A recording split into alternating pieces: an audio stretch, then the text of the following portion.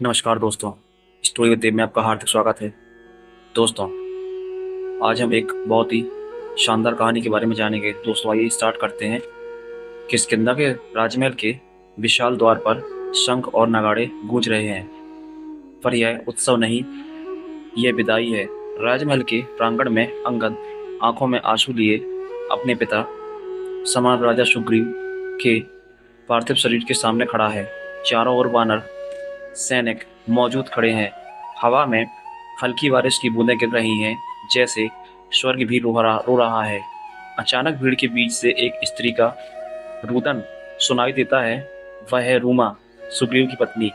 उसकी आंखों में केवल शोक नहीं, एक अजीब डर भी है। वह सुग्रीव के कान के पास झुककर धीमे स्वर में कहती है, मैंने तुमसे कहा था वो वापस आएगा और आज तुम चले गए। भीड़ में खड़े एक अज्ञात वानर योद्धा की नजर रूमा पर टिकी है। उसकी आंखों में गुस्सा और रहस्य छुपा है। वह धीरे से बड़बड़ाता है, अब तेरी बारी है रानी रूमा।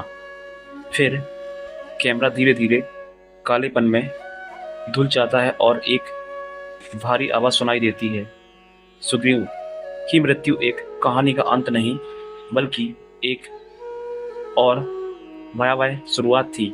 सुग्रीव के जीवन के आखिरी दिनों का चित्रण, राम के साथ आखिरी भेंट, किष्किंधा में राजनीतिक स्थिति, रोमा के अतीत का खुलासा, कैसे वह सुग्रीव से विवाह के पहले एक गुप्त रहस्य छुपा रही थी।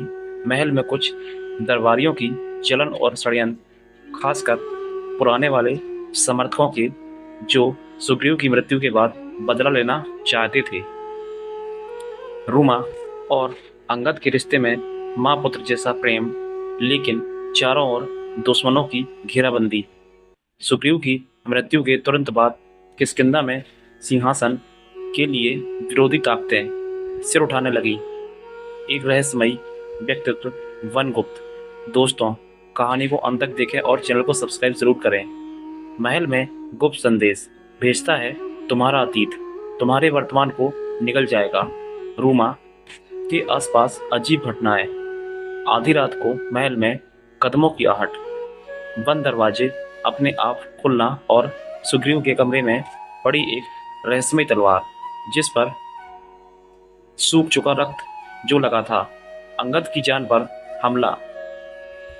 रूमा की समय पर बचत। रूमा का एक गुप्त ठिकाने पर जाना, जहां वह एक साधु से मिलती है, जो बताता है कि बाली की आत्मा शांति में नहीं है और उसके अनुयायी अब किष्किंधा को तहस नहस करना चाहते हैं।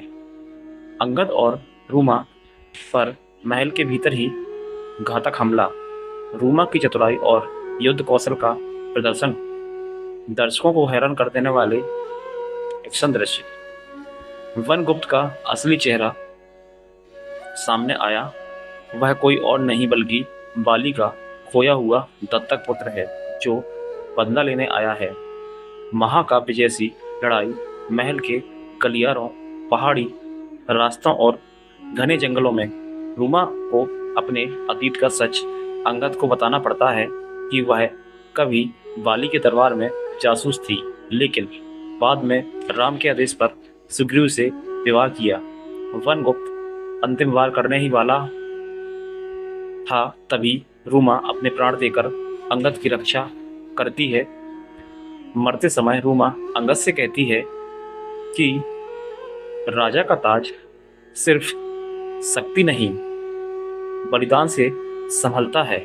अंगद का राज्याभिषेक होता है, लेकिन महल के सबसे ऊंचे कक्ष में रखी रूमा की तलवार पर अभी भी एक धुंधली छाया मंडरा रही है। दोस्तों, ऐसी सस्पेंस भरी कहानी सुनने के लिए हमारे चैनल स्टोरी विद देव को सब्सक्राइब जरूर करें। धन्यवाद।